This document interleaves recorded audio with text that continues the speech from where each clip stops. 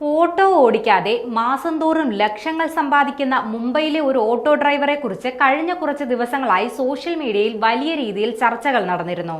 എന്നാൽ സോഷ്യൽ മീഡിയയിലൂടെ വൈറലായതോടെ ഓട്ടോ ഡ്രൈവറുടെ ബിസിനസ് തന്ത്രത്തിന് തിരിച്ചടി കിട്ടിയിരിക്കുകയാണ്. മുംബൈയിലെ US കോൺസുലേറ്റിന് പുറത്താണ് ഈ ഓട്ടോ ഡ്രൈവർ ഉള്ളത്. വിസയുടെ ആവശ്യങ്ങൾക്കായി ആയിരക്കണക്കിന് ആളുകളാണ് US കോൺസുലേറ്റിലെത്തുന്നത്. വളരെ ദൂരസ്ഥലങ്ങളിൽ നിന്ന് വരുന്നവർ ഏറെയാണ്. ഇവരുടെ കൈവശം വലിയ ബാഗുകളും ഉണ്ടാകും. കോൺസുലേറ്റിലെ നിയമങ്ങൾ കർശനമായതിനാൽ ഈ ബാഗുകൾ അകത്തേക്ക് കൊണ്ടുപോകുന്നത് നിരോധിച്ചിട്ടുണ്ട്.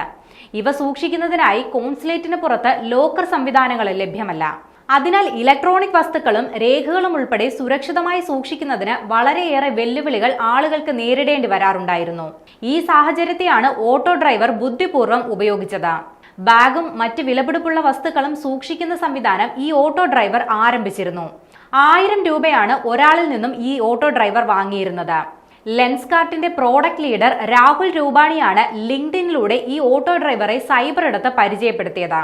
എന്നാൽ സംഭവം വൈറലായതിന് പിന്നാലെ വിഷയത്തിൽ പോലീസ് അന്വേഷണം ആരംഭിച്ചു. ഓട്ടോ ഡ്രൈവറെ പോലീസ് സ്റ്റേഷനിൽ വിളിച്ചു വരുത്തി ചോദ്യം ചെയ്തുവെന്നാണ് ലഭിക്കുന്ന വിവരം. കൂടാതെ ഇത്തരത്തിൽ സാധനങ്ങൾ സൂക്ഷിക്കുന്ന 12 പേരെ കൂടി പോലീസ് കണ്ടെത്തിയിട്ടുണ്ട്. ഇത്തരത്തിൽ ലോക്കറുകൾ വയ്ക്കുന്നതിന് ഡ്രൈവർമാർക്ക് ലൈസൻസ് ഇല്ലെന്നും മോഷണങ്ങൾ നടന്നാൽ അത് വലിയ പ്രശ്നമാകുമെന്നും പോലീസ് പറയുന്നുണ്ട്.